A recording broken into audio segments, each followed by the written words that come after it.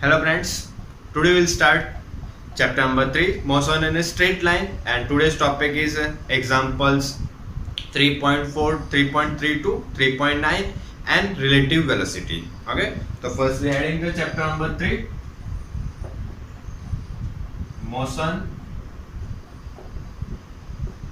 in a straight line.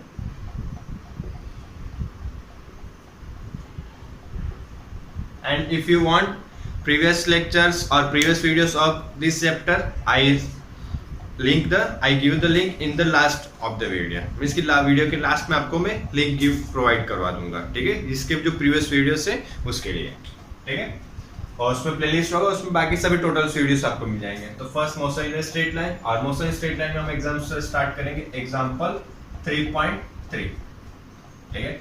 और 3.3 start करने से पहले से हम थोड़ा सा एक टॉपिक सीखेंगे जिसको हम बोलेंगे इंटीग्रेशन. हमने लास्ट एक टॉपिक सीखा था डिफरेंशिएशन. देखो डिफरेंशिएशन और इंटीग्रेशन दोनों एक बार रिवाइज करवा देते हैं बिफोर एग्जांपल 3.3. तो फर्स्ट वी स्टार्ट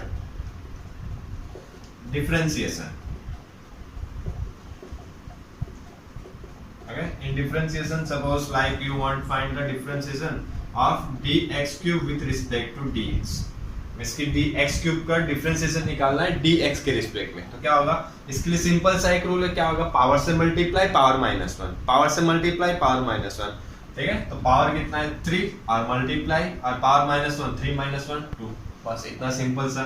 जैसे और कर लेते हैं, मान लो अगर तुम्हें बोला हो t स्क्वायर प्लस 2t, ठीक है, अपॉन dt, ठीक है. तो t स्क्वायर प्लस 2t का dt के रिस्पेक्ट में डिफरेंशिएशन. तो क्या रूल से, पावर से मल्टीप्लाई, पावर से मल्टीप्लाई क्या हो जाएगा 2 एंड पावर माइनस 1, तो 2 माइनस 1 और 1 हमें लिखने की जरूरत होती है नहीं, प्लस 2 का 2 सेम एज इट इज है, बाकी जो वैल्यूज होगी सेम एज इट इज रखेंगे. जिसके रिस्पेक्ट में करें सिर्फ उसी में ये रूल से अप्लाई करना है, उसी में सिर्फ चेंजेस करना है, ठीक है. और यहाँ पे देख रहे हो 2 का 2 same as it is and suppose 4t and t power 1, so 1 multiply and 1 minus 1. So finally here it is 2 plus 2 into 1 2 and t raised to 0 and t raised to power 0 is value is 1. और किसी का भी power अगर 0 हो तो उसकी value हमेशा क्या आती है 1. तो यहाँ पे हमारा फाइनल आंसर क्या होगा 2t plus 2, ठीक है. ये तो इसके लिए हो गया डिफरेंशिएशन के लिए. और इसी के अंदर एक देखें तो मैथ्स के दो टॉपिक के बट हमारे 11th स्टैंडर्ड में नहीं आते, बट बेसिक दो रूल्स याद रखना है, ठीक है. और नेक्स्ट हमारा आएगा इंटीग्रेशन, ठीक है.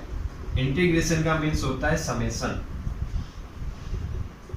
ठीक है. मीन्स किसी भी चीज को क्या करना, ऐड करना. तो यहाँ पे हम क्या कर रहे थे, माइनस कर रहे थे, वहां पे क्या करना पड़ेगा, प्लस करना पड़ेगा. इसी का टोटली ऑपोजिट है. देखो कैसे, जैसे मान लो अगर हम इंटीग्रेशन निकालना x dx, ठीक है, इंटीग्रेशन ऑफ x dx, तो क्या करेंगे, ये इंटीग्रेशन का सिंबल होगा, ठीक है, कैपिटल एस जैसा है, कैपिटल एस में लार्ज एस बनाना, ठीक है. तो ये हो जाएगा x dx integration of x dx with respect to dx, ठीक है. तो इसमें क्या करेंगे, इसका ऑपोजिट, इसमें पावर में प्लस 1 डिवाइड बाय, ठीक है. जैसे पावर में ऑलरेडी अगर देखें तो क्या है 1 है, 1 प्लस 1 2, और जो भी पावर आएगा उससे क्या करेंगे, डिवाइड करेंगे. देखो यहाँ पावर से मल्टीप्लाई कर रहे थे, पहले पावर से मल्टीप्लाई करेंगे फिर पावर माइनस 1 करेंगे, और यहाँ पे क्या करेंगे, पहले पावर में प्लस 1 करेंगे फिर डिवाइड करेंगे. तो ये होगा इसका आंसर x स्क्वायर बाय 2. जैसे और एक एग्जांपल ले लेते हैं, जैसे मान लो सपोज बोला x स्क्वायर dx, तो क्या करना है, पावर में प्लस 1 तो x2, पावर ऑलरेडी 2 है तो 2 प्लस 1 3, और जो भी पावर होगा उससे डिवाइड, ठीक है. एक चीज याद रखना. अब देखो इस मान लीजिए आप सपोज कुछ ना दिया, जैसे मान लो तो बोले सिर्फ dx.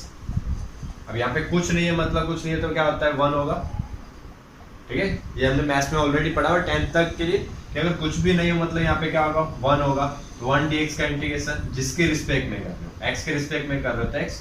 जैसे मान लो अब यहाँ पे मान लो ऐसे बोल रहे dy, तो क्या आ जाएगा y इंटीग्रेशन ऑफ dt, कुछ नहीं है मतलब क्या आ जाएगा d, ठीक है. एक फॉर्मूला याद रखना, जैसे अगर v के रिस्पेक्ट में कर रहे हो तो क्या आ जाएगा v, ठीक है.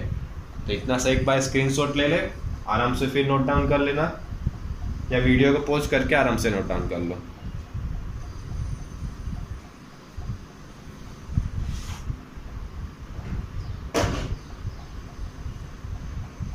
ठीक है, चलिए अब हम स्टार्ट करेंगे example 3.3.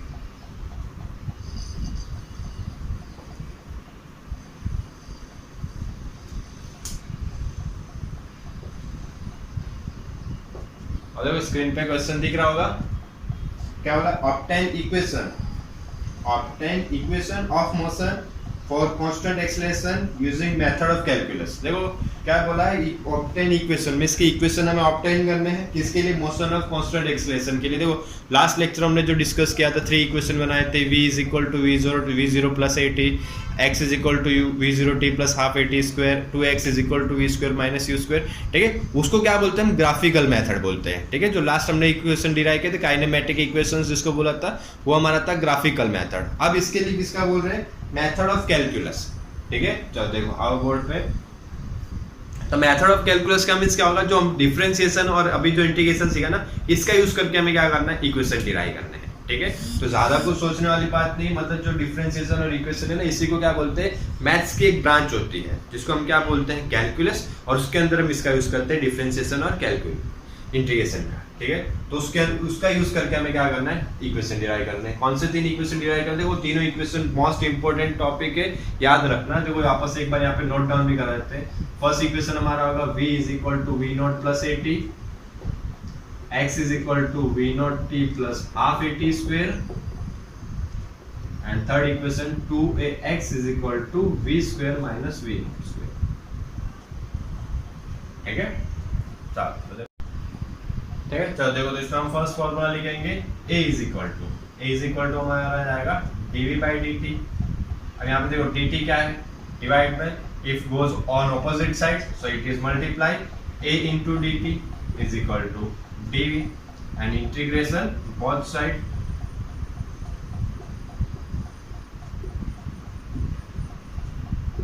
suppose if we want integrate both side, then the equation is integration of a dt is equal to integration of a dv।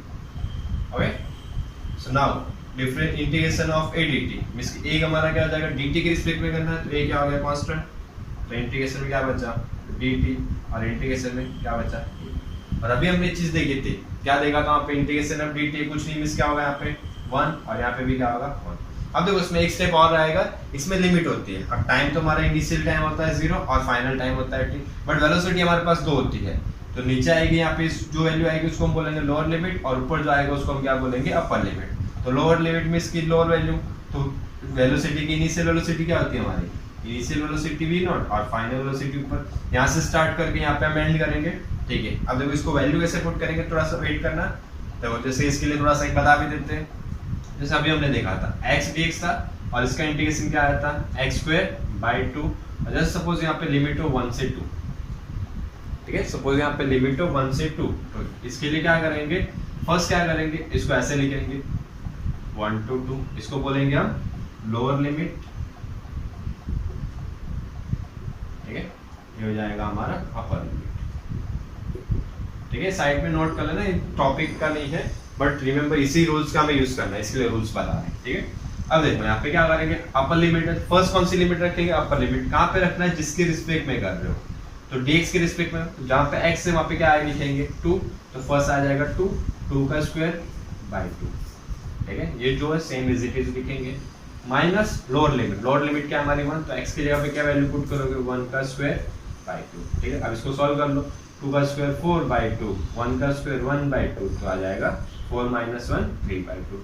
ठीक है, और एक क्वेश्चन कर लेते हैं, जैसे मान लो अगर सपोज किया x क्यूब dx।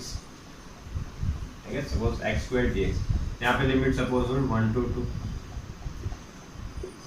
तो इंटीग्रेशन करेंगे। फर्स्ट इंटीग्रेशन के लिए रूल्स क्या होगा, पावर में +1, तो हो जाएगा x क्यूब डिवाइडेड बाय 3, और यहाँ पे लिमिट रखोगे, लिमिट क्या आएगी 1 से 2। देखो लिमिट कुछ भी हो सकती है, ठीक है, 10 to 11, 5 to 15, 5 to 10, कुछ भी हो सकती है, क्वेश्चन में गिवन होगी। ठीक है, इसका टेंशन ना लेना। अब यहाँ पे वैल्यू पुट करें, फर्स्ट कौन सी वैल्यू पुट करेंगे, अपर लिमिट 2 है, तो x की जगह पे क्या रखोगे 2, बाकी सब सेम है, 2 का क्यूब x का क्यूब, तो 2 का क्यूब डिवाइड बाय 3। ठीक है, माइनस 1 की वैल्यू पुट करोगे x की जगह पे, तो 1 का क्यूब डिवाइडेड बाय 3, और इसी को अगर सॉल्व करें तो 2 का क्यूब कितना आ जाएगा, 8 बाय 3 माइनस 1 बाय 3, तो आंसर हमारा क्या आ जाएगा, 7 बाय 3। ठीक है, ये देखो ये 2 क्वेश्चन हुए यहाँ पे। ठीक है, तो पहले साइड में नोट डाउन कर लेना।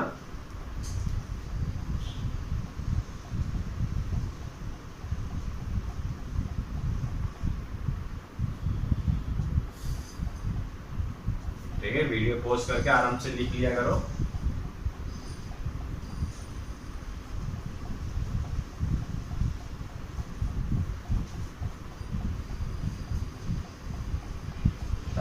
अब देखो तो वही रूल्स यहाँ पे लगाएंगे, पहले इंटीग्रेशन करेंगे। अब 1 का dt के रिस्पेक्ट में मतलब क्या आ जाएगा t, ये आ जाएगा t इक्वल टू, अब यहाँ पे करेंगे v, और अब देखो यहाँ पे लिमिट रखनी पड़ेगी, एक आएगा v0 और एक आएगा v, तो पहले कौन सी लिमिट रखेंगे, v वाली, ठीक है। v की जगह पे v रखोगे कोई फर्क पड़ेगा नहीं।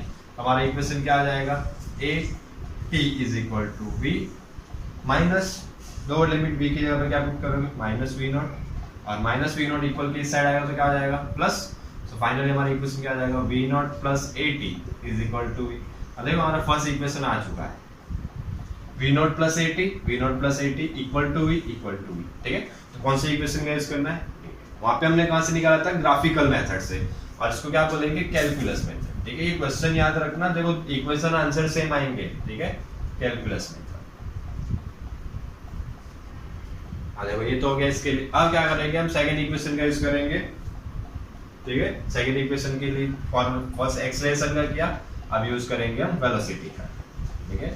v is equal to dx by dt, ठीक है। वापस वही सेम मल्टीप्लाई dt डिवाइड में है, opposite side multiply v dt is equal to dx, integrate both side,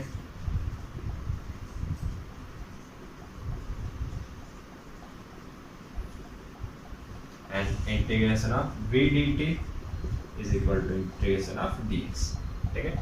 और यहाँ पे भी देखो लिमिट, अब v को बाहर निकालें क्योंकि t के रिस्पेक्ट में कर रहे हैं, ठीक है। तो यहाँ पे हमारा आंसर क्या हो जाएगा, v आ गया बाहर, तो integration of dt is equal to integration of dx, ठीक है। और यहाँ पे देखो v की वैल्यू हम पुट कर सकते हैं, ठीक है। v की वैल्यू भी हमने निकाली, v is equal to हमारा क्या होगा, v naught plus a T, ठीक है। वैल्यू पुट कर देते हैं अभी, फिर सॉल्व तो यहाँ पे हमारा क्या हो जाएगा, v dt, तो v is equal to v naught plus a t into d t equal to integration of dx, ठीक है। अब यहाँ पे देखो काउंट्स को ओपन कर दो तो दो बार आ जाएगा, v naught into d t plus a t into d t equal to, और इसका इंटीग्रेशन कर देते हैं, कुछ नहीं मतलब 1 होगा, 1 का इंटीग्रेशन x के रिस्पेक्ट में तो x आ जाएगा, ठीक है। देखो x आ गया, ठीक है। अब यहाँ पे अगर हम देखें तो क्या आ जाएगा, v नॉट, ठीक है। v नॉट को अगर बाहर लिख लें तो आ जाएगा 1 dt प्लस इंटीग्रेशन इसमें से a बार, तो इधर आएगा t dt equal to x, ठीक है। और 1 का भी बताया था जिसके रिस्पेक्ट में कर रहे हो, tt के रिस्पेक्ट में कर रहे हो तो क्या आ जाएगा t, सो v naught into T plus इसमें t, और इसमें t है तो क्या करेंगे, पावर में +1 और जो भी आएगा डिवाइड, पावर ऑलरेडी 1 है, कुछ नहीं लिखा मतलब क्या होगा 1, और 1 + 1 2, तो t square by 2 equal to क्या आ गया x। देखो ये आ रहा है, नहीं तो देखो x को इधर लिख लो, इक्वल टू तो कहीं पे भी लिख सकते हो, x is equal to v naught t plus 1/2 a t square, ये आ गया हमारा सेकंड इक्वेशन। देखो सेकंड इक्वेशन आ रहा है सेम एज इट इज, ठीक है। चलो तो वीडियो को पॉज कर लो, पहले नोट डाउन कर लो आराम से।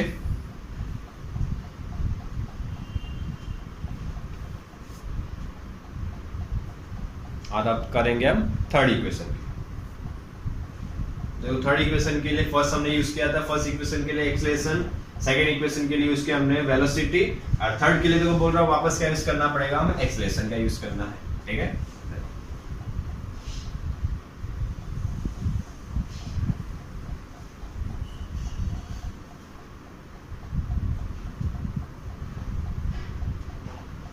ठीक है, तो यहीं से करते हैं। अब देखो इसमें थोड़ा सा स्टेप बता रहा हूँ, जैसे मान लो सपोज हमारे पास वैल्यू, अगर इसी को आंसर को हम क्या करें, ऊपर 2 से मल्टीप्लाई या 2 से डिवाइड करें तो कोई फर्क पड़ता है नहीं। जैसे मान लो हमारे पास वैल्यू को x/y इज इक्वल टू हमारा 10/20, ठीक है। तो यहाँ से अगर हम कैंसिल करें 0 0 तो आंसर क्या आ रहा है 1/2, ठीक है। अब देखो इसी को अगर मान लो तुम क्या करो 5 से मल्टीप्लाई करो, 5 से डिवाइड करो तो आंसर में कोई फर्क पड़ने वाला है नहीं। तो क्या आ जाएगा हमारा 5/10, और 5 से वापस कैंसिल आउट करो 2, तो वापस आंसर क्या आ रहा है 1/2। तो 5 से मल्टीप्लाई कर रहे हो, 5 से डिवाइड कर रहे हो, कोई फर्क पड़ा है नहीं। तो वही चीज़ अगर किसी चीज़ से मल्टीप्लाई करो उसी से हम क्या करें डिवाइड करें तो आंसर में कोई इफेक्ट होगी नहीं, ठीक है। तो चीज़ याद रखना। देखो अब क्या कर रहे हैं यहाँ पे हम dx से मल्टीप्लाई, और dx डिवाइड कर दें, कोई फर्क नहीं पड़ेगा, ठीक है। अब dt इंटू dx 2 इंटू 3 है, 3 इंटू 2 का आंसर सेम होगा, ठीक है। तो यहाँ पे देख रहे तो क्या आ जाएगा, a इज इक्वल टू, अब थोड़ा सा वैल्यू चेंज कर रहा हूँ मैं, dv upon dx into dx upon dt। देखो कुछ नहीं किया, सिर्फ आगे पीछे लिखा हुआ है, dt इंटू dx कर रहे हैं, dx इंटू dt, कोई फर्क नहीं पड़ेगा। अब यहाँ पे देखो dx बाई dt, और dx बाई dt को हम क्या लिख सकते हैं, v, इसकी जगह वैल्यू क्या आ जाएगी v। अब हमारा इक्वेशन क्या आएगा, a is equal to v dv upon dx, ठीक है। इसका आंसर क्या आ गया, dx by dt is equal to v, so v into dv by dx, dx कहाँ जाएगा, equal to opposite side, so a dx is equal to v dv। अब क्या करेंगे, आपस सबके लिए जो कर देते हैं integration both side, a dx is equal to integration v dv। अब यहाँ पे देख रहे हो तो a आ जाएगा बाहर, ठीक है। यहाँ पे v नॉट, और बाकी किसी में लिमिट रखने की जरूरत है, सिर्फ v के लिए हमारे पास दो वैल्यू होती है, इनिशियल वेलोसिटी और फाइनल वेलोसिटी। इसके लिए जहाँ पे भी dv आ रहा है सिर्फ उसी वैल्यू रखना, a आ जाएगा बाहर, तो यहाँ पे क्या आ जाएगा 1 dx का x इज इक्वल टू, यहाँ पे क्या होगा v स्क्वायर बाई 2, पावर में +1 करेंगे तो आ जाएगा, और यहाँ पे लिमिट क्या हो जाएगी v नॉट और v, ठीक है। अब इसकी वैल्यू यहाँ पे पुट करेंगे,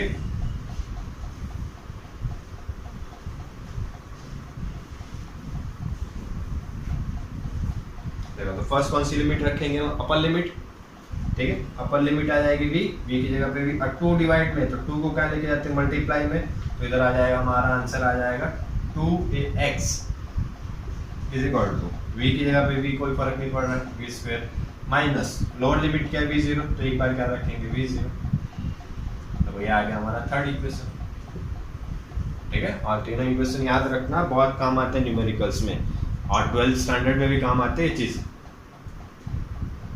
ठीक है। आराम से नोट डाउन कर लो वीडियो को पॉज करके।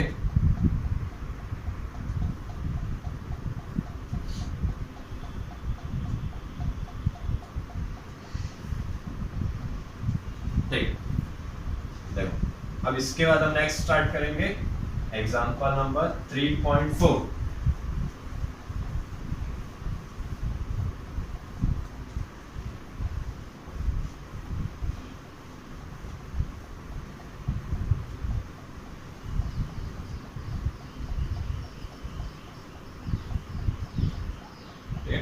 और स्क्रीन पे क्वेश्चन दिख रहा होगा, क्या बोला है, a ball is thrown vertically, a ball is thrown vertically upward with the velocity 20 metre per second. इसकी क्या कर रहे, एक बॉल है उसको थ्रो कर रहे हैं वर्टिकली अपवर्ड डायरेक्शन में, और कितनी स्पीड से, 20 मीटर पर सेकेंड से। इसकी इनिशियल वेलोसिटी है हमारे पास, और क्या from the top of a multi storey building the height of the point from the where the ball is thrown is 25 metre from the ground. और ground से कितनी हाइट है, 25 मीटर, ठीक है। ग्राउंड से 25 मीटर हाइट पे एक height की बिल्डिंग है, उसके टॉप से हम क्या कर रहे हैं, एक बॉल को थ्रो कर रहे हैं, ठीक है।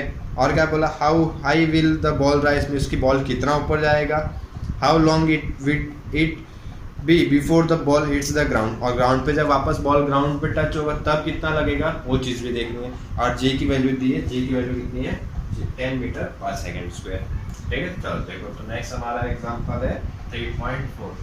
क्या बोला है, देखो यहाँ से अपन ड्रॉ कर लेते हैं। जैसे मान लो एक बिल्डिंग हो गई, इसकी हाइट हमें दी हुई, ये कितनी है हमारी 25 मीटर, ठीक है। और इसके टॉप से यहाँ से हम क्या कर रहे हैं, एक बॉल को थ्रो कर रहे हैं अपवर्ड डायरेक्शन में, और कितनी स्पीड से थ्रो कर रहे हैं, 20 मीटर पर सेकेंड से।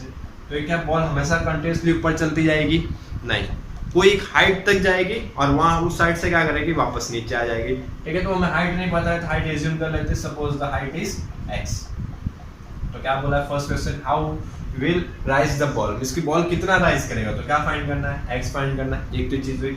और बॉल जो ऊपर जाएगी तो वापस क्या आएगी, नीचे आ रही है, तब उसमें देखो, ठीक है, बॉल जैसे जैसे ऊपर जाती आएगी उसकी वेलोसिटी क्या होती है, डिक्रीज होती आएगी, और जो मैक्सिमम पॉइंट होगा, ये जो हाइट होगा, ठीक है, जहाँ से वो क्या कर रही है, वापस रिटर्न आ रही है, उस पॉइंट पे उसकी वेलोसिटी क्या हो जाती है, 0, ठीक है। ये चीज याद रखना, किसी भी चीज को तुम क्या कर रहे हो, अगर अपवर्ड डायरेक्शन में थ्रो करते हो तो बॉल ऐसे मूव करेगा और एक मैक्सिमम हाइट पे पहुंचेगा, वहाँ पे उसकी वेलोसिटी 0 होगी, वहाँ पे रुकेगा और स्टॉप होकर वापस क्या करेगा, डाउनवर्ड डायरेक्शन मोशन करना स्टार्ट करेगा, ठीक है। ये चीज होगी। और वहाँ पे चीज वो देखो बहुत कम टाइम के लिए तुम्हें देख के नहीं बता सकते, ठीक है। जैसे थ्रो कर लो, तो बॉल यहाँ तक गई, वापस आ गई, ठीक है। तो वहाँ पे क्या होता है, थोड़ी टाइम के लिए, माइक्रो सेकंड के लिए रुकेगा और वापस क्या आता है, नीचे आता है। रुक रहा है मतलब वेलोसिटी क्या हो गई, 0, ठीक है। तो हमें क्या फाइंड करना है, x फाइंड करना है, ठीक है।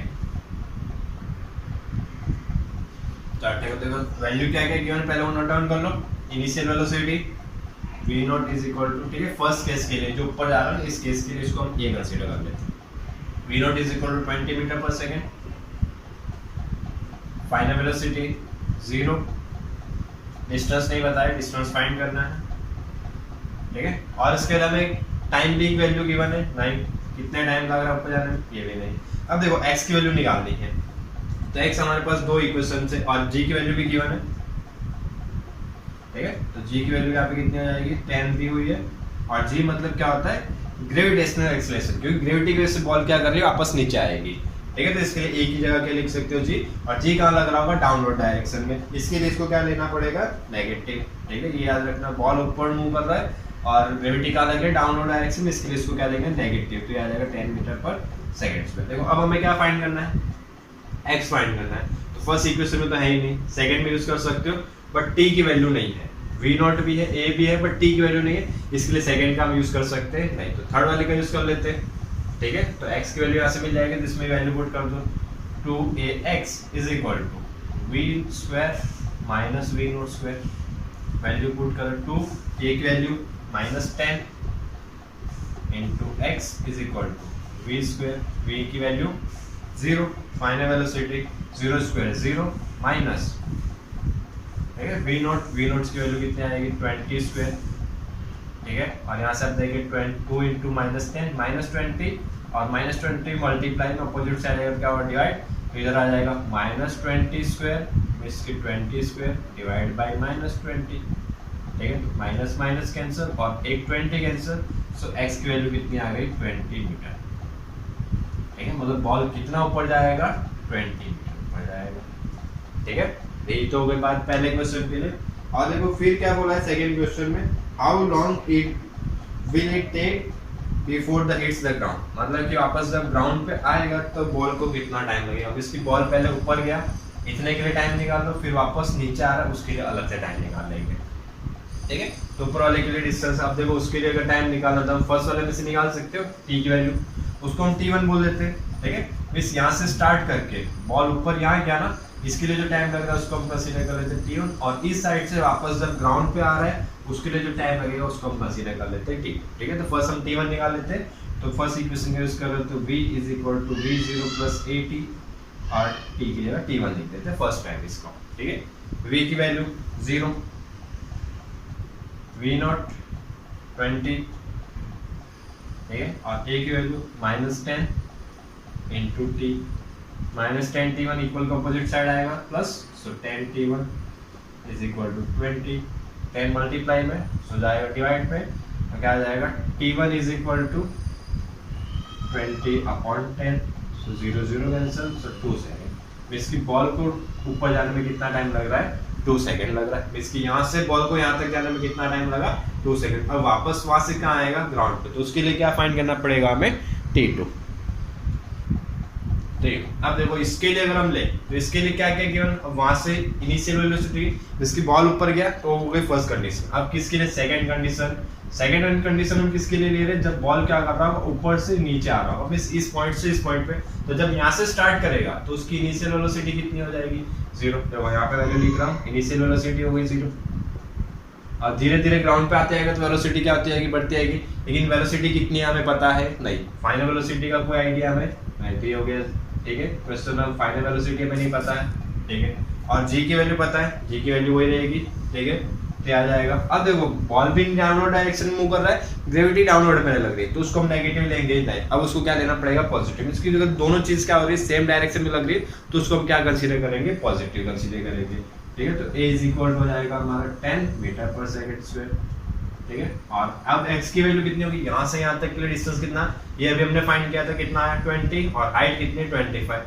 तो टोटल डिस्टेंस कितना हो जाएगा 20 प्लस 25, तो x की वैल्यू हो गई हमारी 45 मीटर, ठीक है। और क्या फाइंड करना है, t की वैल्यू, अब देखो इसके लिए देख रहे हो तो कहाँ से निकाल सकते हो, सेकंड इक्वेशन से हम निकाल सकते हैं। x की वैल्यू भी है हमारे पास, v नॉट भी, a की, t फाइंड करना है, तो x की वैल्यू आ गई x is equal to v naught t plus half a t square, x is equal to 45, v naught is equal to 0, 0 into t 0 plus half a is equal to 10 into t square, और ये जाएगा 5 से, ठीक है। तो final answer क्या आएगा 45 is equal to 5 t square, और 5 कहाँ जाएगा डिवाइड में, तो 45 डिवाइड बाई 5, तो टी स्क्वायर की वैल्यू कितनी आ जाएगी 9, और स्क्वायर है, स्क्वायर ऑपोजिट साइड है, क्या आ जाएगा रूट, तो टी इज इक्वल टू क्या आ जाएगा 3 सेकेंड, ठीक है। बट देखो टोटल टाइम फाइंड करना, इसको हम कंसीडर कर लेते हैं t2। अब बॉल यहाँ से पहले ऊपर गया फिर वापस नीचे आया, तो ऊपर जाने के लिए कितना टाइम लगा था, अभी हमने निकाला था t1 इज इक्वल टू हमारा कितना आ रहा है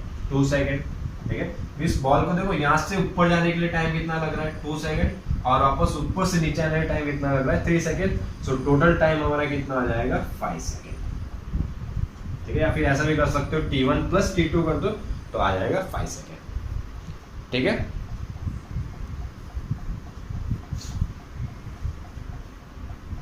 चलो इतना सा नोट डाउन कर लो, स्क्रीनशॉट ले लो, या वीडियो को पॉज करके नोट डाउन कर लो। ओके, वीडियो देखने के लिए थैंक यू, और पसंद आया तो सब्सक्राइब ज़रूर करना।